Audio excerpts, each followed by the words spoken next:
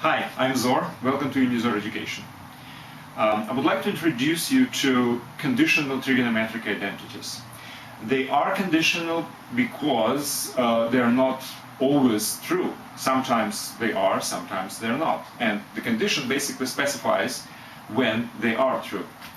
Well, obviously there are some unconditional trigonometric identities. For instance, I don't know, sine of 2 phi equals to 2 sine of phi cosine phi. Or cosine of alpha plus beta is equal to cosine alpha cosine beta minus sine alpha sine beta. So, as you see, I do remember some trigonometric identities by heart, although I claim that I don't. But these are unconditional. No matter what angles are, these are true. Now, what is a conditional? Well, here is an example. Let's consider that you have three angles, alpha, beta, and gamma, such that they are angles of some triangle. So they are in triangle ABC. I'm not saying anything about what kind of triangle it is. It's just a triangle, and these are three angles of this triangle. Then the following is true. Sine 2 alpha plus sine 2 beta plus sine 2 gamma equals 4 sine alpha sine beta sine gamma.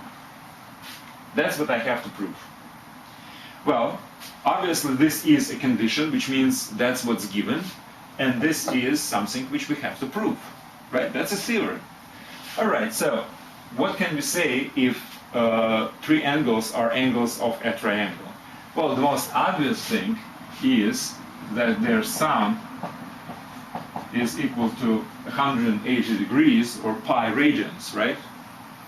That's the property of the triangle. And obviously we'll use this particular condition which is given to us, and I will try to using this condition, I will try to prove this formula. Now, how can I do it? Well, the simplest and brute force method, well, I shouldn't say simplest. It's the one which basically doesn't require any logical thinking. You express gamma in terms of alpha plus beta, substitute here, and do some transformation until you will get some kind of unconditional identity. If you do, that's the proof. Well, considering all your transformations are supposed to be obviously equivalent. All right, so let's do it. Now, from this, I will say that gamma is equal to pi minus alpha plus beta. 2 gamma, I have two gammas here. It's 2 pi minus 2 alpha plus beta. And I will use this. Now, I will also use the property of the sign. You remember, if you have a unit circle where the sign is an ordinate of a point, which represents an angle. So if pi minus the same angle, you will have the point which has exactly the same ordinate as this one. So sine of pi minus some angle would be the same as sine of the angle itself. So that's why when I will use sine of gamma, instead of sine of pi minus alpha plus beta, I can use sine of alpha plus beta. That's exactly the same thing. Now, as far as the 2 gamma is concerned here, now, when sine is concerned, 2 pi actually is a period of a sine, right? So I can safely just disregard it, whether there is a 2 pi or there is no 2 pi. Now, this minus, sine is an odd function, right? So basically, I can bring it outside sine of minus 2 alpha plus beta. I can say this is a minus sine of 2 alpha plus beta. So that's what I will use. All right, let's go to the left part. And I will obviously express double angles in terms of single angles. So sine of 2 alpha is 2 sine alpha cosine alpha plus 2 sine beta cosine beta plus sine of 2 gamma is sine of this, which is sine of minus 2, so I can put minus here. So it's minus sine of 2 alpha plus beta, which is 2 sine alpha plus beta cosine alpha plus beta. That's the left part, equals. So I'll probably have to open this one up and see what happens.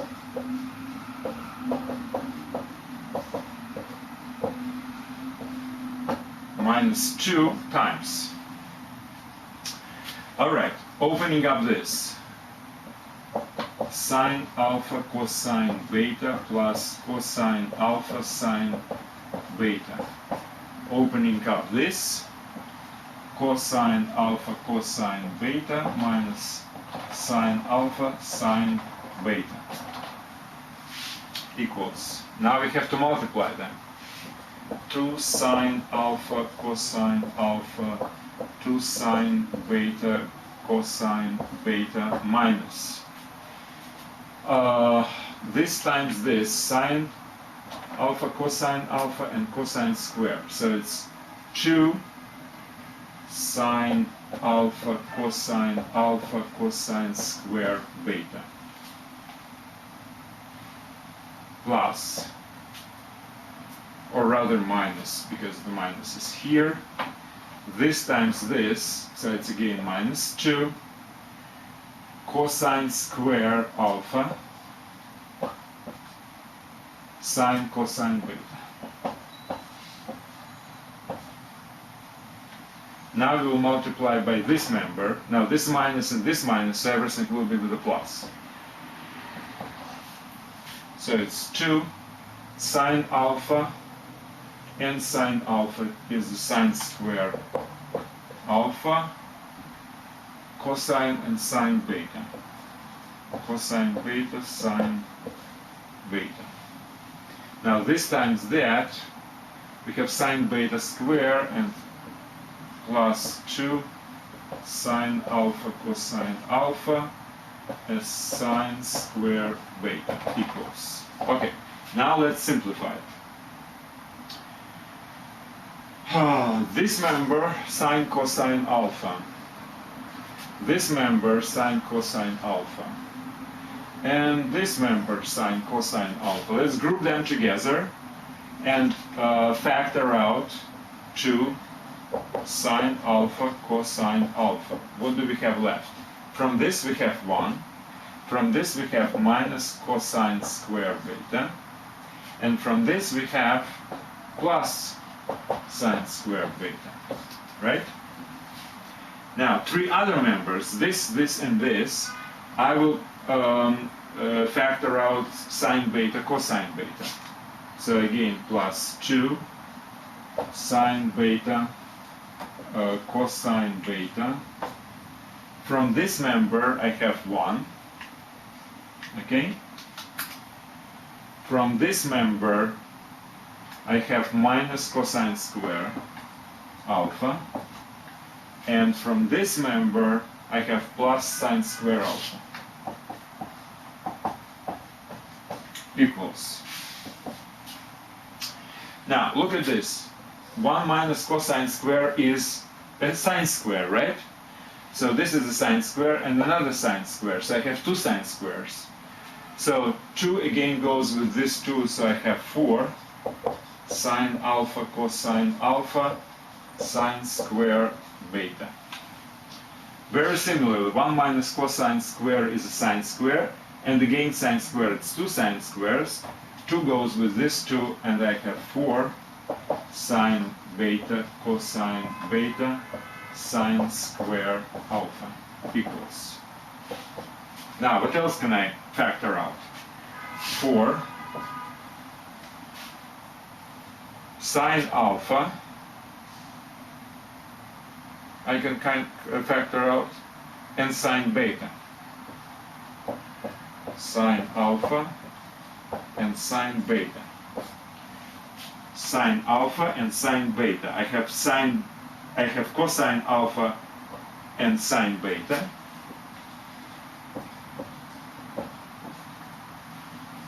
And from this, I have sine alpha, sine beta, sine beta.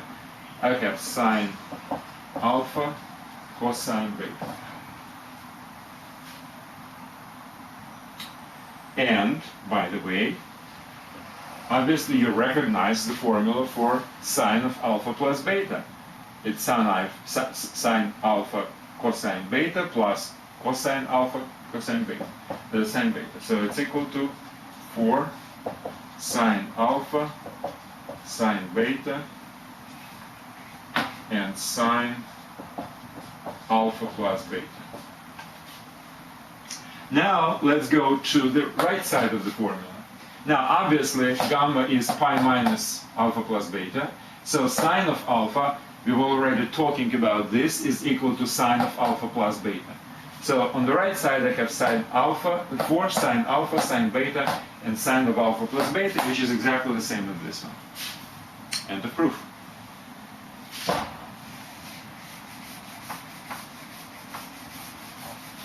Okay. And I have another example. I have 2 examples. Now, as you see, this is not difficult from the logical standpoint, but it is kind of tedious and requires a certain level of accuracy from purely technical standpoint. Well, in trigonometry problems, actually the situation is pretty typical. It's a lot of things related to technicalities rather than like creative flight of your mind, something like this. But anyway, it's all useful things to do anyway. So, plus it will it will help you to remember certain formulas. Helps. All right. Condition: alpha equals beta plus gamma. That's a condition. That's given. Now, what we have to prove is sine square alpha plus sine square beta plus sine square gamma equals 2 1 minus cosine alpha cosine beta cosine gamma. Well, and the only thing I can suggest is to do exactly the same thing. Use this, substitute to this and this, open parentheses of course, and see if you will get the same result. So let's start from the left side. So alpha is equal to beta plus gamma, which means sine of alpha is sine beta cosine gamma plus cosine beta sine gamma square, right? Plus sine square beta plus sine square gamma equals. We have to open this. So it's something plus something square. So it's square of the first one, which is sine square beta cosine square gamma, plus double product 2 sine beta cosine beta sine gamma cosine gamma. That's what it is. Sine cosine sine cosine. Okay. And square of this guy. Cosine square beta and sine square gamma. Plus these two.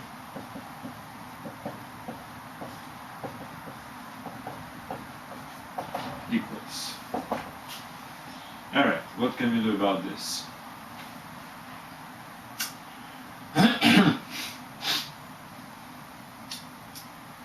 Well, again, we have to group something.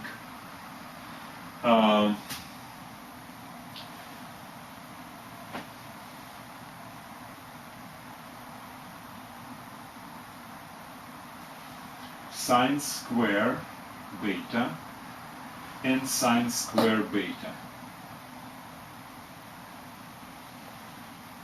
Okay.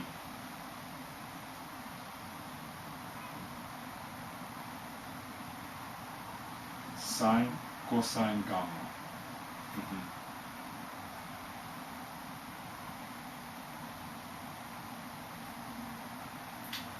Would be sine square. Alright, let's group. First let's group this and this. It would be sine square beta times 1 plus cosine square gamma.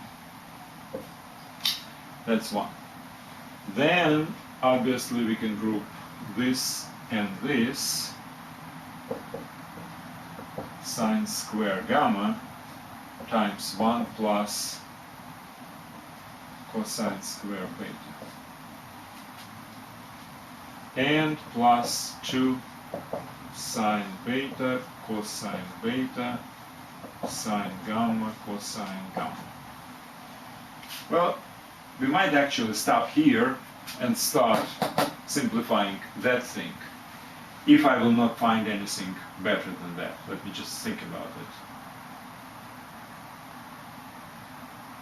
Well, let's just stop here, right, and see what happens if I will substitute my alpha here.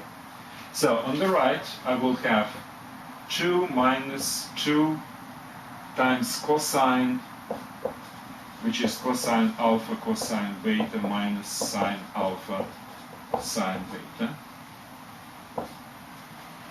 times cosine beta times cosine gamma equals 2 minus this times this. So it's 2, oh, I'm sorry, it's not alpha beta, it's beta gamma. Don't have any alphas anymore. Beta gamma, beta gamma. So cosine, cosine, cosine, and cosine. So it's cosine square beta, cosine square gamma. This is with a minus sign, and this is with a plus sign, because this minus and this minus, so I will have 2 sine beta, cosine beta, sine gamma, cosine gamma. So, what do we have? This looks like this. So all I have to do is to simplify this into this. Okay, let's think about what can be done about it.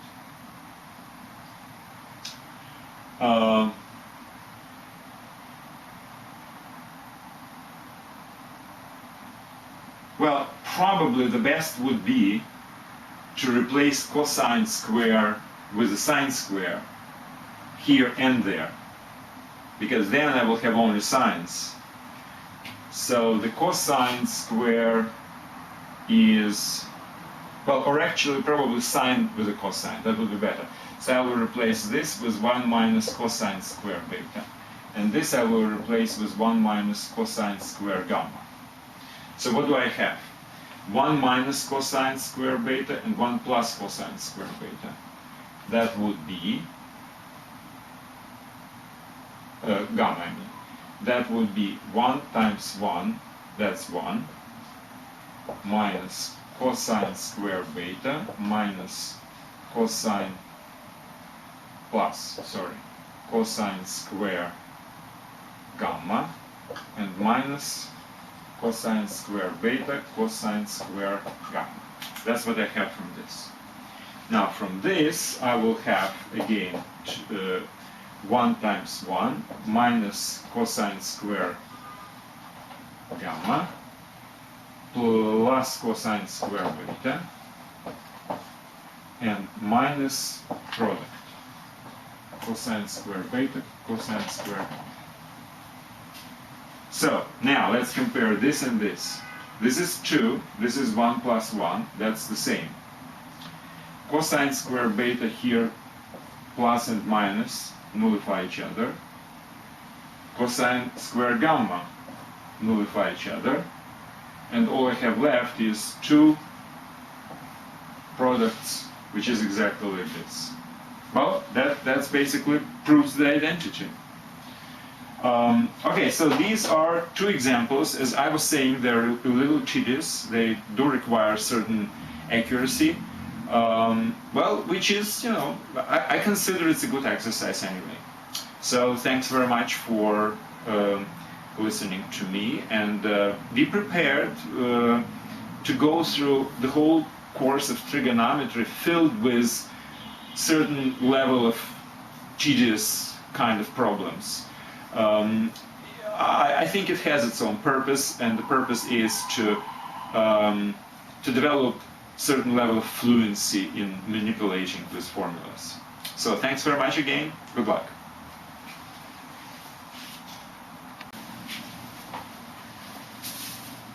Hi, I'm Zor. Welcome to Unizor Education. I would like to present a couple of problems related to conditional trigonometric identities.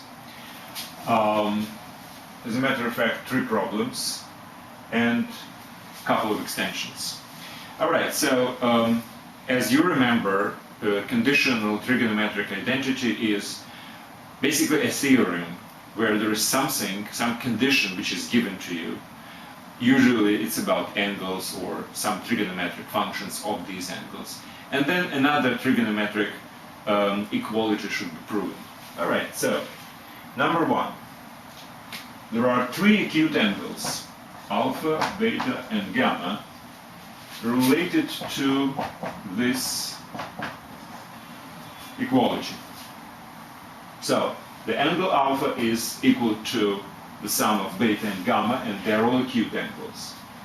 Now, what we have to prove is the following: that tangent alpha plus cotangent beta plus cotangent gamma equals to their product.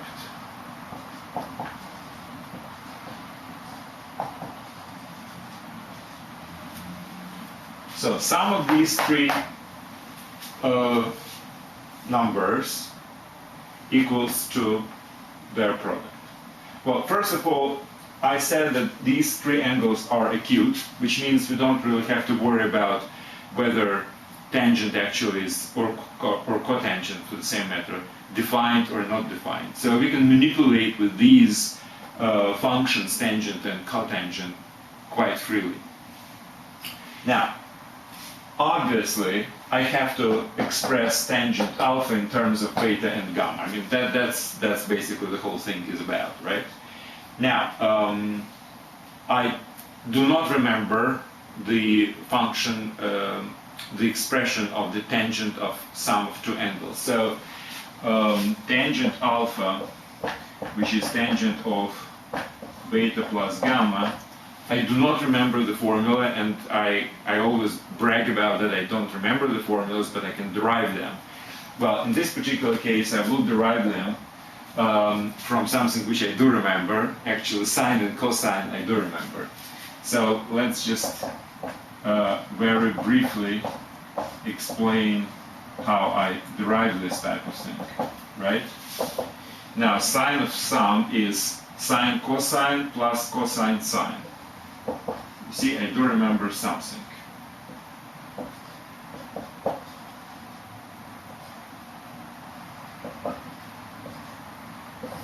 Now, for the cosine, it's cosine, cosine, and then since this is a plus, the cosine has a minus.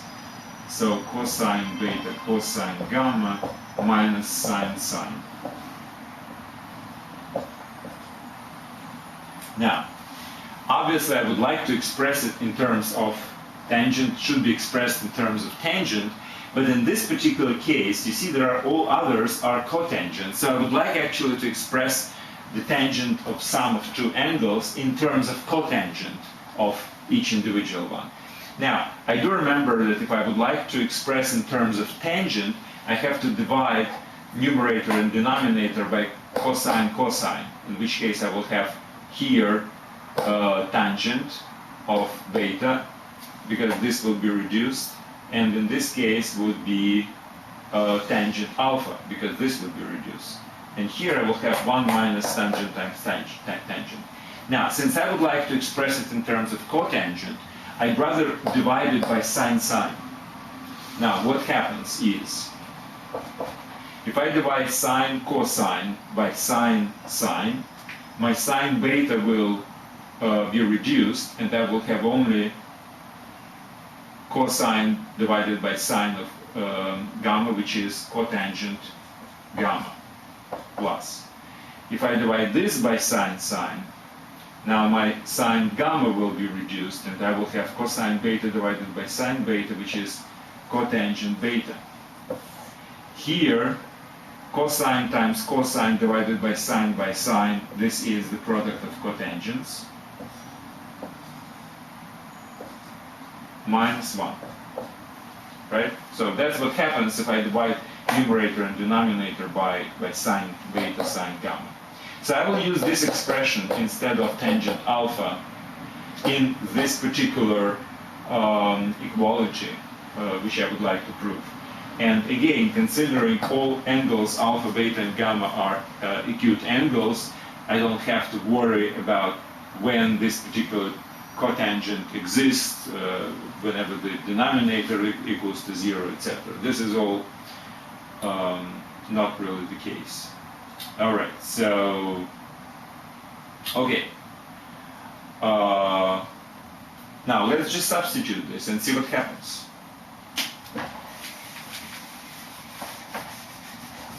If we will get identity, if I will substitute this as a tangent, then my work is done. All right, so if I put it here, I will have cotangent gamma plus cotangent beta divided by cotangent beta cotangent gamma minus 1 plus cotangent beta plus cotangent gamma. That's on the left side, right? Obviously, I have to use the common denominator in this particular case, which is this. So if I will multiply this times this, I will have cotangent gamma plus cotangent beta plus multiply this times this. I will have cotangent square beta cotangent gamma. Now, by this, I will have cotangent beta cotangent square gamma, and then minus 1, which is minus cotangent beta minus cotangent gamma. That's what I have in the numerator. Now, denominator is exactly the same. Cotangent beta, cotangent gamma minus 1. Now, as you see, cotangent gamma will be reduced and cotangent beta will be reduced, so I will have only these two divided by these. So that's my left side. So I will have, actually I can factor out cotangent beta, cotangent gamma here. Cotangent beta, cotangent gamma times cotangent beta plus cotangent gamma divided by cotangent beta cotangent gamma minus 1. That's my left part. Now let's talk about the right part.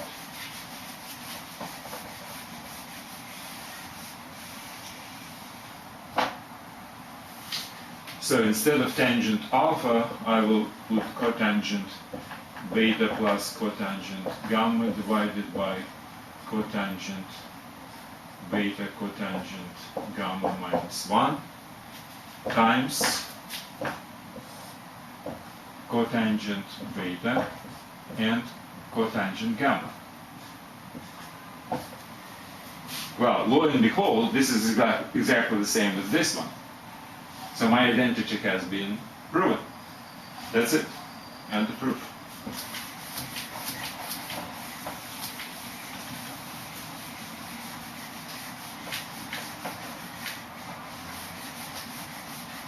Next. Next is the following problem. I have a circle and inscribed in that circle quadrilateral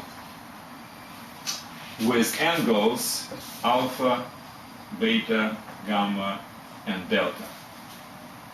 I have to prove that cosine square alpha plus cosine square beta plus cosine square gamma plus cosine square delta minus 2 equals to 2 times product of their cosines, cosine alpha, cosine beta, cosine gamma, cosine delta, minus product of their sines.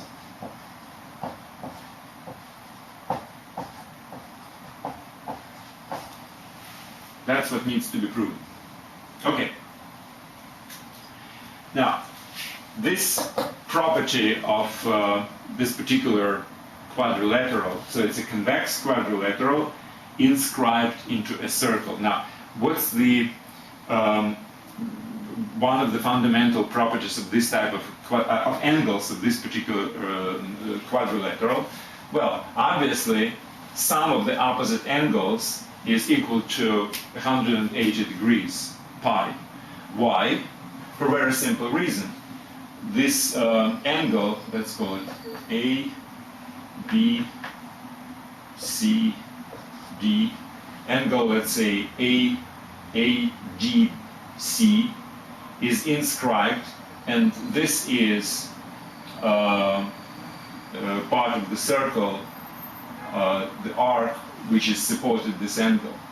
Now, the opposite angle is supported by the rest of the circle, right? So now every inscribed angle is measured as half of the central angle, which is supported by the same arc. So basically you have obviously the sum of these two angles is equal to sum of the full angle divided by 2. So alpha plus gamma equals pi, beta plus delta equals pi. That's the most important quality important characteristic of these angles which I can derive from the fact that this is an inscribed convex quadrilateral. Now, this actually allows us to express trigonometric functions of gamma and delta in terms of alpha and beta, right? All right, let's think about it. Cosine gamma is equal to cosine pi minus alpha equals 2. Okay, what is a cosine? Let's just remember. It's abscissa. This is the x coordinate. So if this is alpha, then this is pi minus alpha, and abscissa is x coordinate, and obviously they have an opposite sign and equal in magnitude, so it's minus cosine alpha. How about sine of gamma? Sine is ordinate. Ordinates are the same. So sine of pi minus alpha is equal to sine of alpha. So I'm going to use, obviously, these things to convert cosine gamma and cosine delta in terms of alpha and beta. So what I will have is, I will have cosine alpha, and now this is minus cosine alpha, but it is a square, so it's exactly the same. Same thing is beta. So I will have 2 cosines of alpha and 2 cosines of beta. Square alpha plus 2 cosines square beta minus 2. That's on the left side. Now, what do I have on the right side? This is left. What do I have on the right side? Okay, this cosine gamma is minus cosine of alpha. And this is the minus cosine of beta. So I have two negatives, which gives me the positive. So basically it's cosine alpha square and cosine beta square. So it's 2 times cosine square alpha times cosine square beta. Now this sine is the same, so basically I can replace sine of gamma with sine of alpha. Same as, so it's sine square alpha, and same thing with beta and delta. Sine square beta. That's I have on the left side. All right.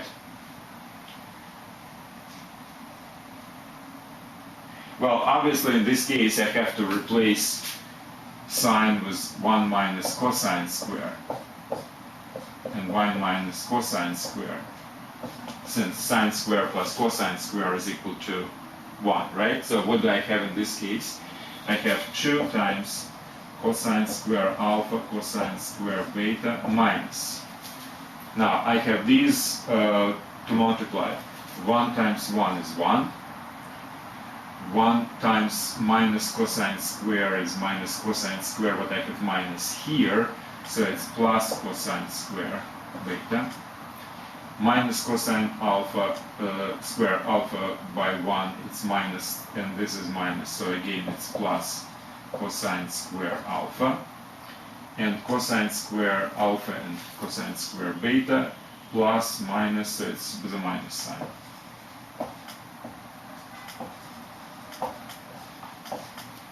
Okay.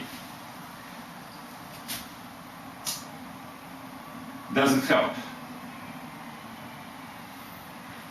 Well, this is reduced, right? And what do I have? I have 2 times cosine square, 2 times cosine square, and minus 2. That's exactly the same as this one. So if I multiply 2 by 1, 2, 3, I will have exactly this one. So that's the end of the proof. You have exactly the same identity.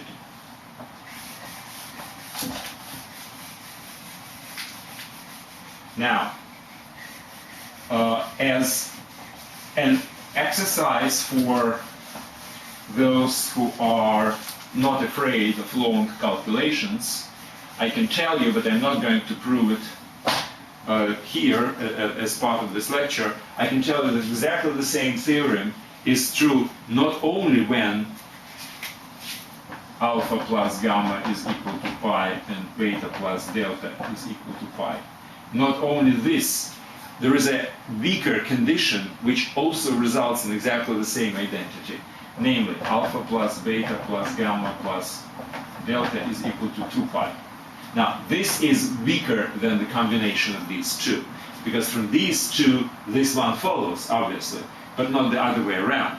So, the theorem, however, is true even for this particular condition. So, try to prove it yourself. Next. Phi is acute angle. Then 2 cosine phi over 2 equals square root 1 of sine plus square root minus sine. So for an acute angle, this is a true formula which expresses the cosine of a half an angle through sines of the full angle. All right, now, phi is acute angle, which means sine and cosine are positive, and they are from 0 to 1. They're less than 1, actually, so these are all positive numbers. And under the square root, I also have the positive number always. So, if that's true, I can safely say that this particular equality is completely equivalent to the square of this equality. I can square both sides of the positive numbers and I will get exactly the same thing. So it's 2 cosine square phi over 2 is equal to square of this, which is 1 plus sine phi, plus 2 product this times this would be 1 minus sine square phi, plus square of this. Right? Now, obviously, this is cosine square.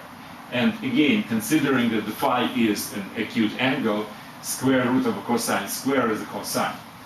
So now sines are reduced. So the right part would be 2 plus 2 cosine phi. Now, is this a true? Now we can reduce basically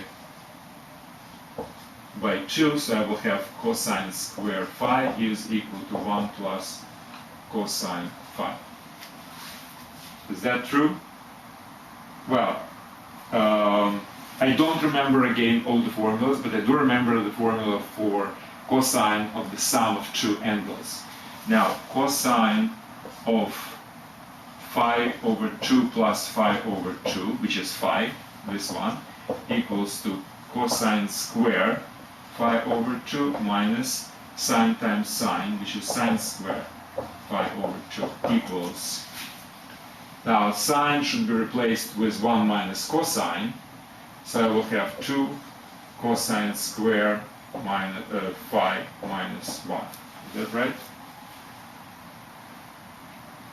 Or I did make a mistake or something. So 2 cosines, oh, I'm sorry, this is my mistake. It's 4, it's not 2. I'm squaring that thing. I see my mistake now. Okay, which actually means, this is cosine phi, which actually means, oh, no, what do I, sorry.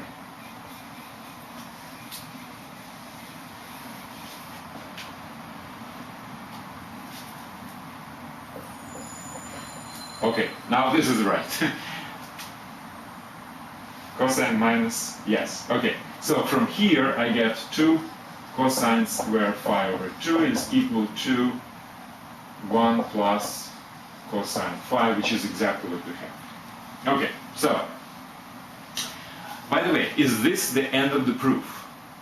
Well, quite frankly, not exactly, because what I have actually done, I derived from this. Now, this is a true statement, I agree with this. But if I have derived from God knows what a true statement using strict logical transformations, it doesn't mean that this is actually true. Because from false, I can always derive a true through a correct logical conclusions. Like, for instance, if minus 1 is equal to 1, this is a false statement.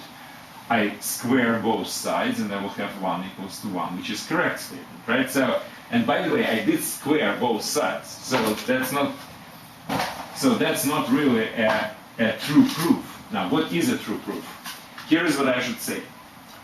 All transformations which I have done are reversible, which means from here I can get here, here, here, here, and what's most important, from here I can always get here, because both sides I consider as a positive angles, right? I mean, acute angles, so all members are positive. So I can actually say that if a square is equal to b square, and a greater than 0 and b greater than 0, then from this follows that a is equal to b. Then I can extract the square root from both sides. That's what's very important. For positive numbers, that's true. So now I can say that since all these transformations are reversible from obvious identity, we derive this one, and that's the end of the proof. And by the way, what I wanted actually to suggest to you again as a kind of a self-study thing, the same, well, similar theorem actually is true for a sine. So try to prove this one yourself. Well, this is the end of this lecture. I have presented you a few problems on conditional identities and how to prove them. I might actually suggest some other problems I'll see. But that's the end of it. Thank you very much. And don't forget, you have to really sign to unizor.com. Try to organize your educational process as a process, which means you will have somebody like a supervisor or a parent also signed in as a supervisor, enroll you in the program, and then you will be able to take exams, and your supervisor can actually examine the results of your exam and, well, consider this course as completed, or any component of this course. Thanks very much and good luck.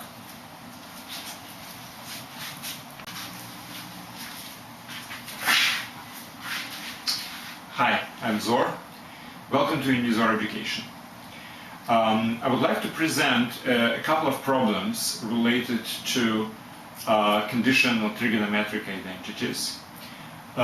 These problems are slightly different than the ones which I considered in the previous lecture.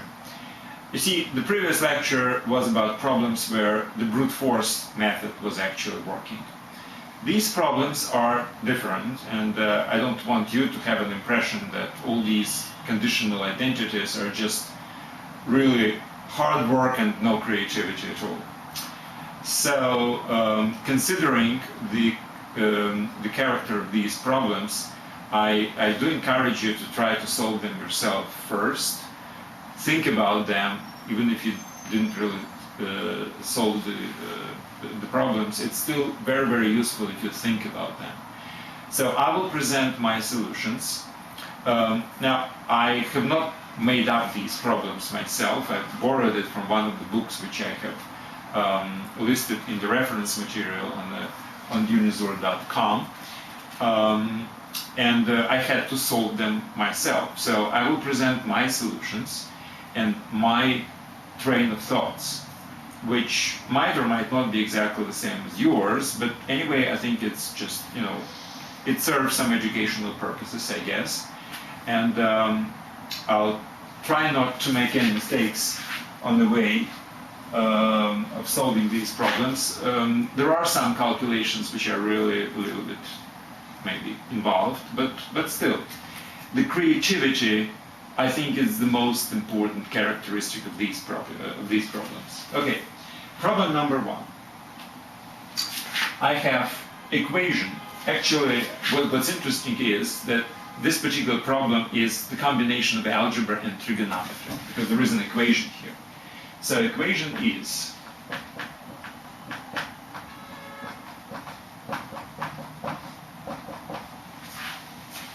well, that's the polynomial of the third degree, and it's not easy to solve it, right? Now, what's known about this equation is that the solutions are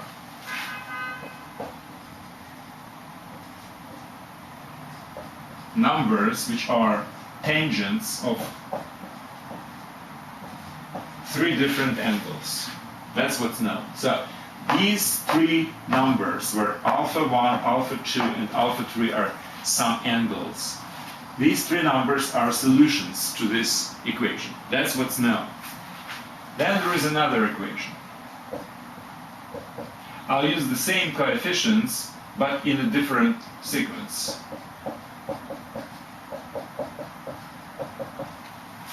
And I know that some other three numbers, which happen to be tangents of three other angles,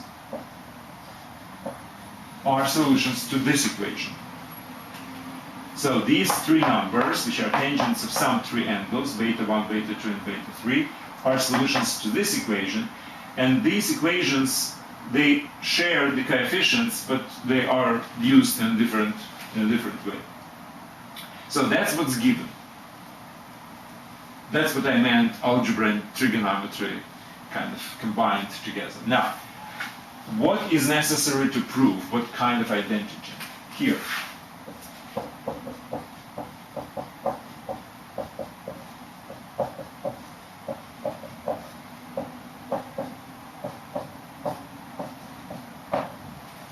that sum of these angles is pi times some integer number. Well, to tell you the truth, I was kind of at loss when I saw this problem. I mean, it's all different things, again, algebra and geometry and how they are related. Well, so I'll try to share my train of thoughts as I was solving this problem, because that might actually help. I don't want just to present the solution, etc. So my first thought was, okay, these are all tangents.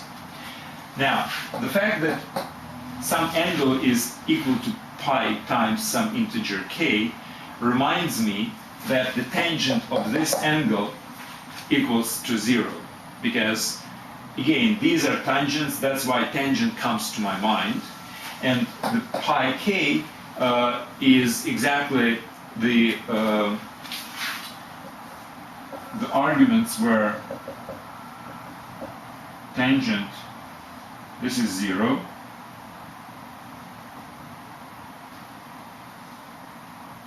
this is pi, this is minus pi, etc. So at pi, at minus pi, at 0, it's all the points where tangent is equal to 0. So proving this is equivalent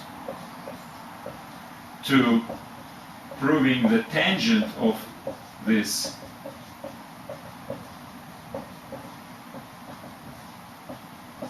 equals to 0. That's completely equivalent.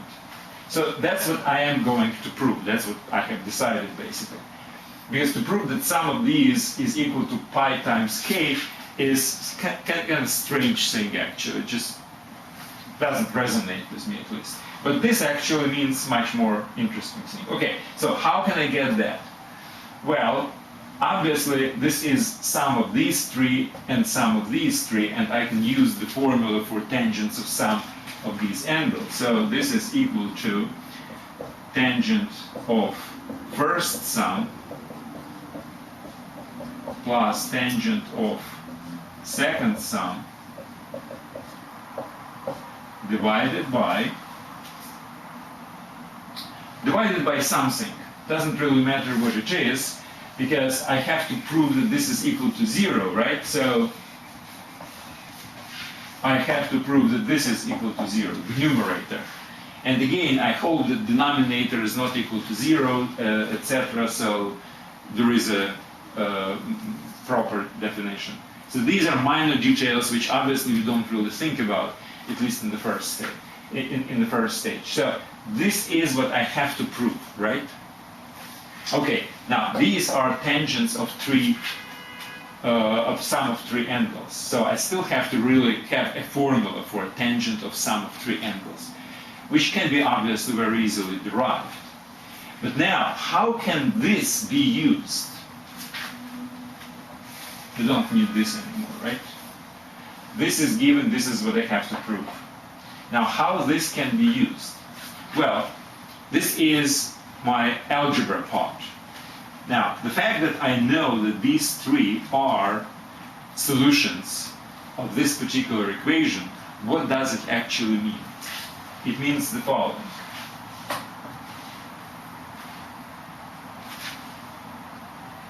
That this is equal to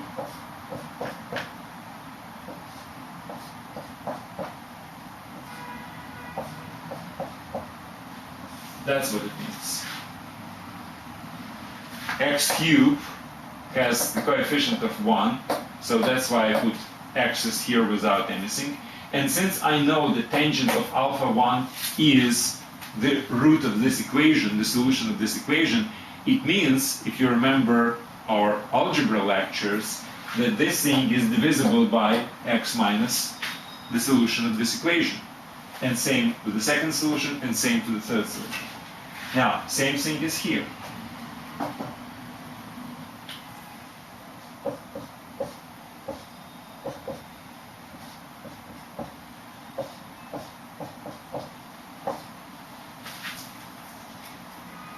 Okay, does it make my life easier? not yet, because I still don't know how to use it in this. Because for this, I need the values of tangents, right? And where can I get the values of tangents? I can't. Because A and B and C are just, some numbers. All right, but what's interesting is that these coefficients, you see, they are equal to each other. Why was it given to me? Well, I've decided the following. If I will open these parentheses and multiply whatever is necessary, then I will get the value of A and B and C. Now, here I also can multiply, open all the parentheses, and I will get the values of C, B, and A, and it will be exactly the same C as C here, and A as A here, as B here. So that's how I will get relationship between tangents of alpha and tangents of beta. Right? So let's do it. Now, my coefficient A is here. It's coefficient at x squared. Now, x squared I can get multiplying these by x times times tangent A3, or x times x and tangent A2, or x times x and tangent A1. So this is how I can get the coefficient A from the first equation. So x squared times tangent 1, but it's minus sign, right? So it's minus tangent A1 minus tangent A2 minus tangent A3. Right? So that's how I can get x squared. Might multiply this by free member. This, and this free member. Or this, and this free member. All of them have a minus sign. That's why I put this. This is A from this equation. What's A from this equation? Well, this is the free one, which means there are no x's. No x's can only be obtained from multiplying free members, right? So this is equal to, from the second equation, the multiplication. Tangent B1 times tangent B2 times tangent B3. But it should be a minus sign here, because we have 1 minus, 2 minus, 3 minus, so it's minus sign. Now, instead of minus sign, I will do plus here, if you don't mind. That's the same thing, right? So I have this important relationship between tangents of alpha and tangents of beta. That's number one. Okay, next is B. All right, B is equal to, from the first equation, where can I get the coefficient at x? If I will take this and this times x, or tangent alpha 1, tangent alpha 3, and this x, or tangent alpha 1, alpha 2, and this x. So it's three members. Now the sign will always be positive, because I have one x and two minuses, right? So B from the first one is equal to tangent alpha 1 times tangent alpha 2 plus tangent alpha 2 times tangent alpha 3 plus tangent alpha 1 tangent alpha 3. 1, 2, 2, 3, 1, 3 equals. Now, from the second equation, from this one, I have the same B here, so it's coefficient at x to the first degree, but everything is the same except angles are beta. So I'll just put exactly the same, but with beta.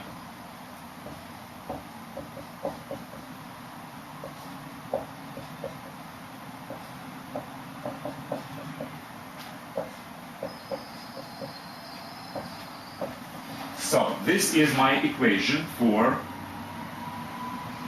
B. And finally, C. C actually here and C and here, they're very much like A here and here. The only thing is my A and B should be alpha and beta should be changed, because the coefficient at C is all the tangents with beta, like here for A, right? Which means, so again, I will use minus C equals tangent beta 1 plus tangent beta 2 plus tangent beta 3, and that's equal to, that's for this one, but for this one, C is multiplication with a minus sign, but I reversed, I put minus sign here. So it's tangent B1, tangent, alpha 1.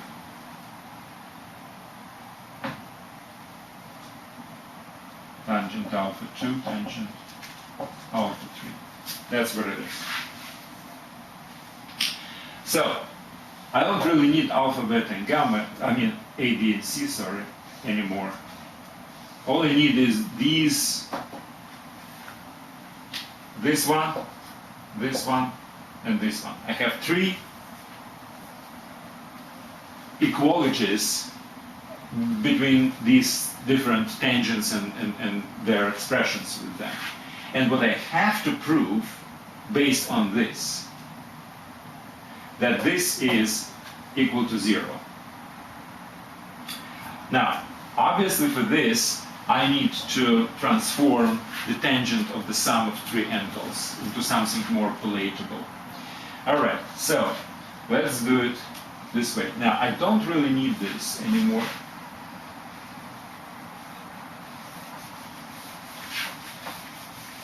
It serves its purpose. And what I will do here, I will derive the formula for tangent of 3 angles. Let's use U, V, and W equals. Well, let's combine U plus V as one particular angle. So the formula would be tangent of U plus V plus tangent of W divided by y minus tangent U plus V and the tangent W. So that's what the formula of the tangent of sum of 2 angles. One angle being U plus V and another angle being W. But now I have to represent tangent of U plus V in the form of tangent U and tangent V, which would be, well, very, very similar. So let me retain this. This would be tangent U plus tangent V divided by 1 minus tangent U tangent V. That would be tangent U plus V. Okay. Plus tangent W divided by 1 minus, and again, this thing I will put this tangent U plus tangent V divided by 1 minus tangent U tangent V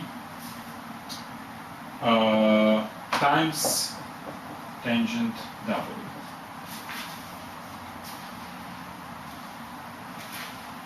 This I don't need anymore.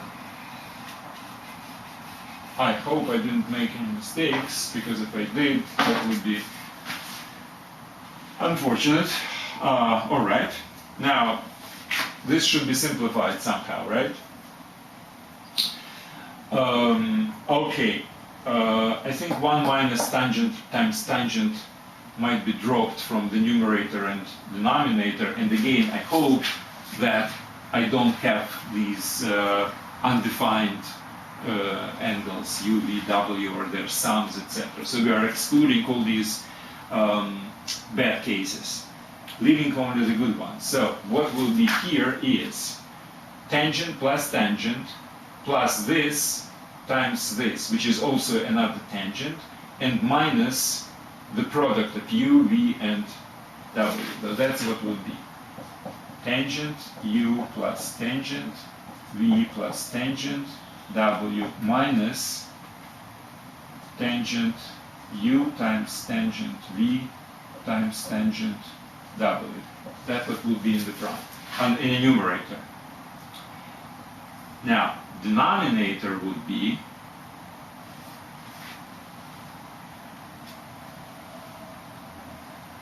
you know what, I will just put it here. I will have more space in this case. So it's sum of tangent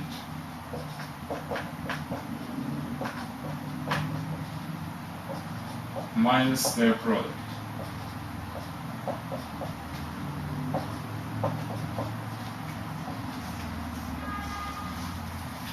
Okay, that's the numerator.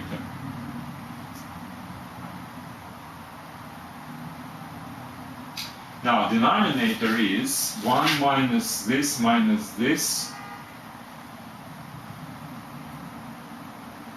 times this.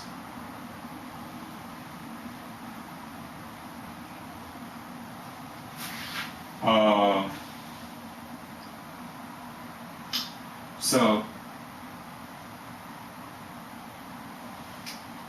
it would be 1 minus tangent U times tangent V, and minus tangent U tangent W minus V tangent W. That's what it will be. 1 minus, and then pairs of tangents multiplied to each other. 1 minus, and this minus. Right. It would be this. 1 minus tangent U tangent V minus tangent U tangent W minus tangent V tangent W. That's what the formula actually is. That's the formula for sum, tangent of sum of three angles. Now, if U, V, and W are alpha 1, alpha 2, and alpha 3, I will get this member. And then for beta, I get this member. And then I can actually use these formulas and try to prove that sum of these is equal to 0. Okay. But what's interesting is that if my U, V, and W are equal to correspondingly alpha 1, alpha 2, and alpha 3, I will put alpha 1, alpha 2, alpha 3, alpha 1, alpha 2, alpha 3. But I know that my alpha 1, alpha 2, and alpha 3 product of their tangents is equal to sum of these. So when I substitute instead of U, V, and W, alpha 1, alpha 2, and alpha 3, instead of these, alpha 1, alpha 2, and alpha 3, I can put sum of the tangents. So in my numerator, I will have tangent alpha 1 plus tangent plus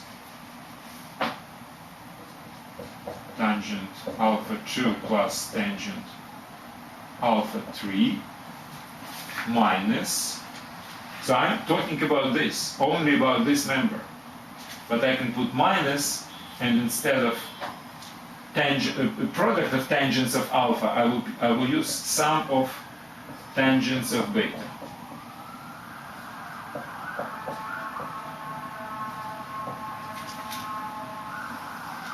Divided by, now here I have tangent alpha 1, alpha 2, alpha 1, alpha 3, and alpha 2, alpha 3. I have something similar to this. And this is this expression. What's interesting is that this is exactly the same as these pair products of beta. So whenever I put this one, I can put it here in the same way. Alpha 1 tangent alpha 2 minus tangent alpha 1 tangent alpha 3 minus tangent alpha 2 alpha 3. So that would be in the denominator. Now we're talking about this piece, right?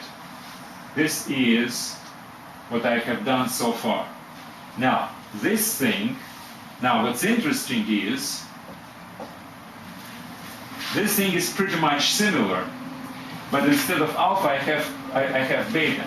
So it's plus tangent beta 1 plus tangent beta 2 plus tangent beta 3. And again, instead of product of 3 tangents for beta, I will use sum of 3 tangents for alpha.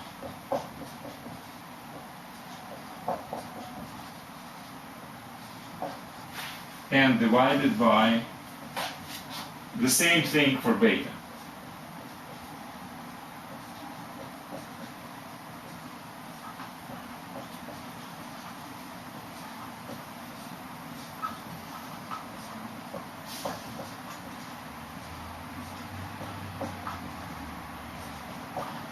Now, what's interesting is that denominators, I was saying that, you see, these sum of pairs of products are the same for alpha and for beta.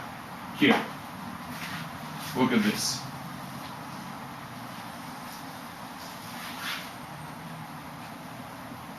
So, denominators are the same, because these are alpha, these are beta, but we know that some of these pairs are the same.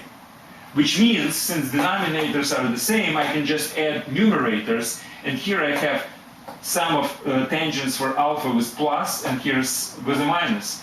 Beta with a minus, and here beta with a plus. So obviously this is equal to 0, which was to be proved. This is the end.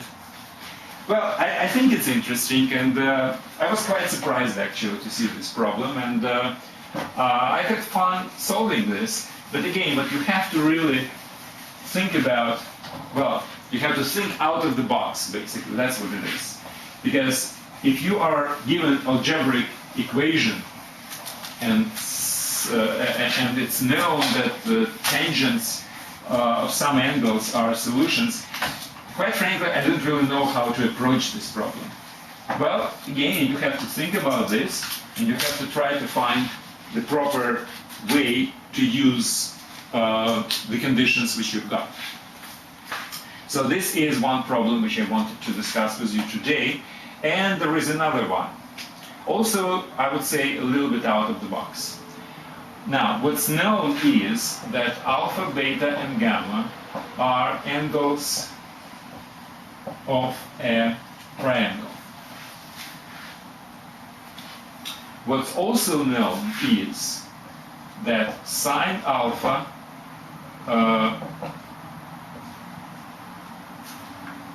relative to sine beta relative to sine gamma is equal to 4, 5, 6.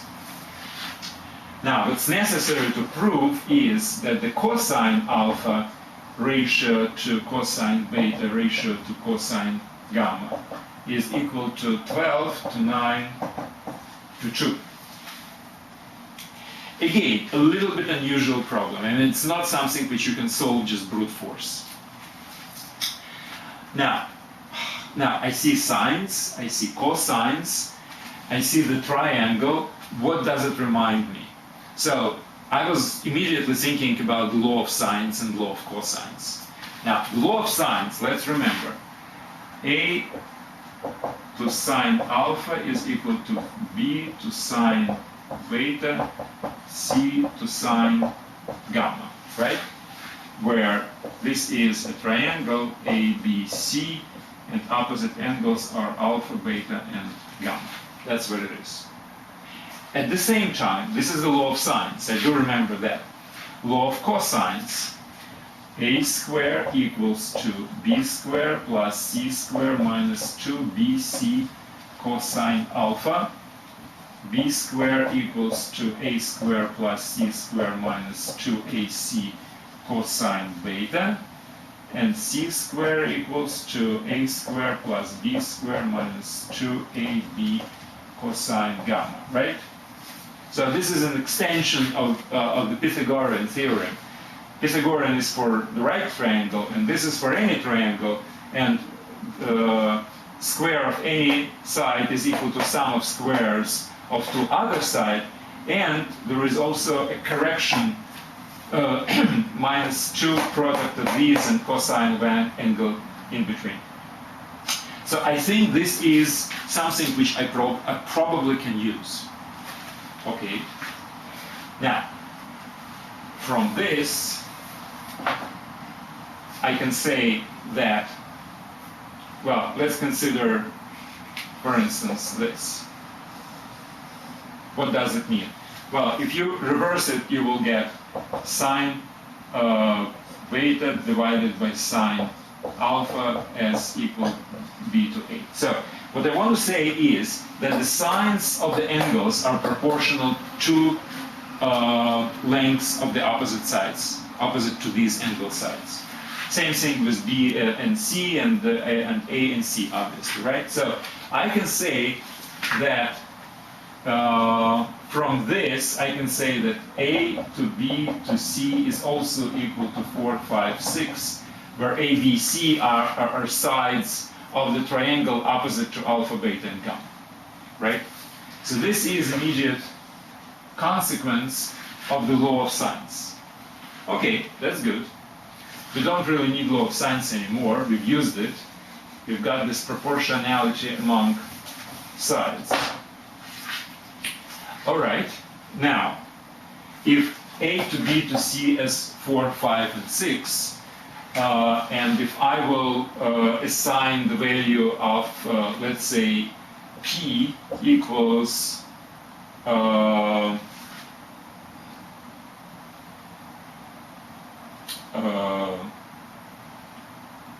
divided by 4,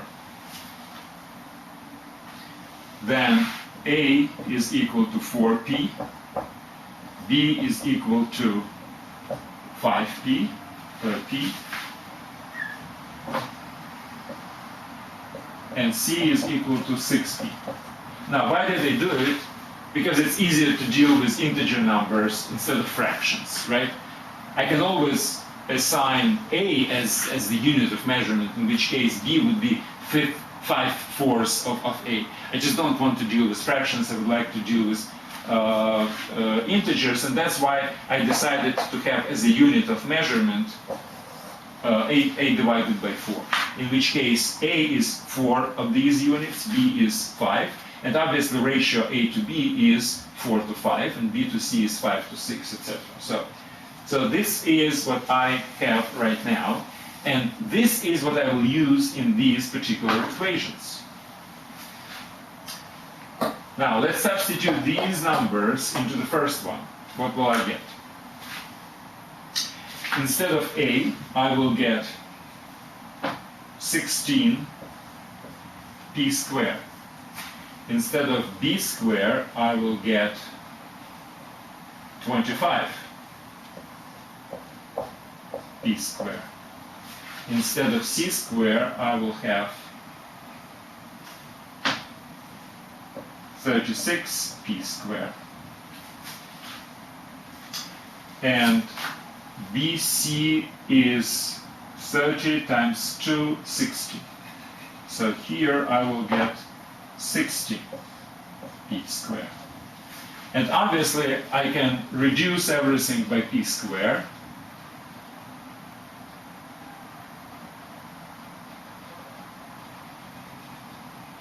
And that's what I've got. I've got the value for the cosine of alpha, right? So what is the cosine alpha? Cosine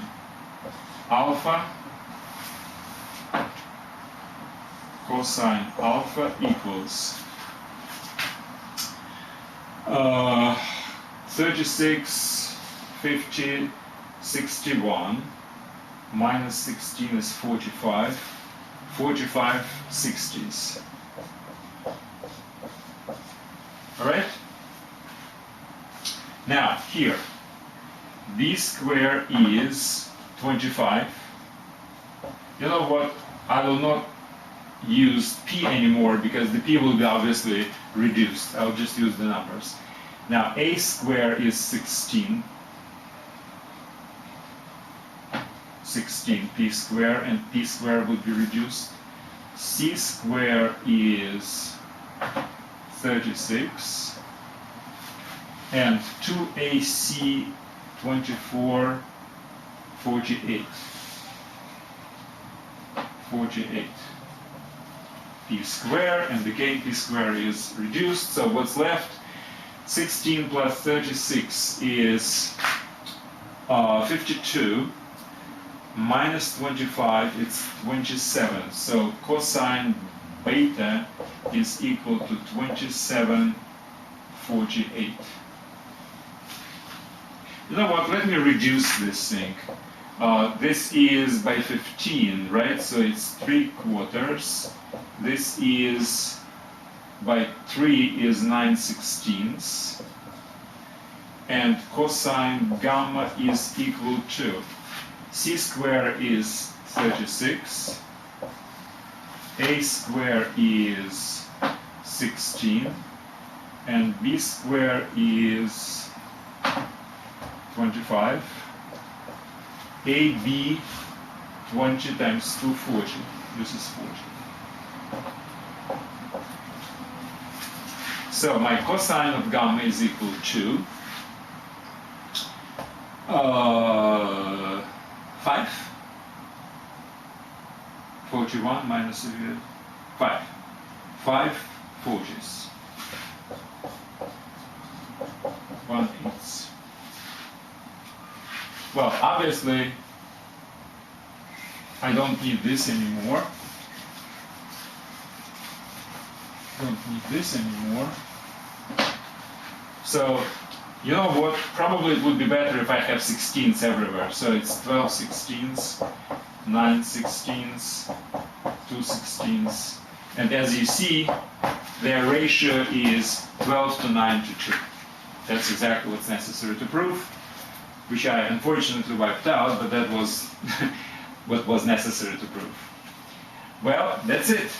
That's the solution to the second problem, and at the end of this lecture. These two problems are very interesting, again, in that respect that it really kind of wakes up your creativity and ingenuity. Think out of the box. Well, I think that's the purpose of all these math lectures which I'm trying to represent to you. Mathematics teaches the creativity. It's not necessary, and it's not really interesting, actually quite boring, to do the same thing using the known methodology. We did not know how to solve these problems, we just invented it on the way. So that's what the math is for. That's the training for your brain. Thanks very much, and good luck.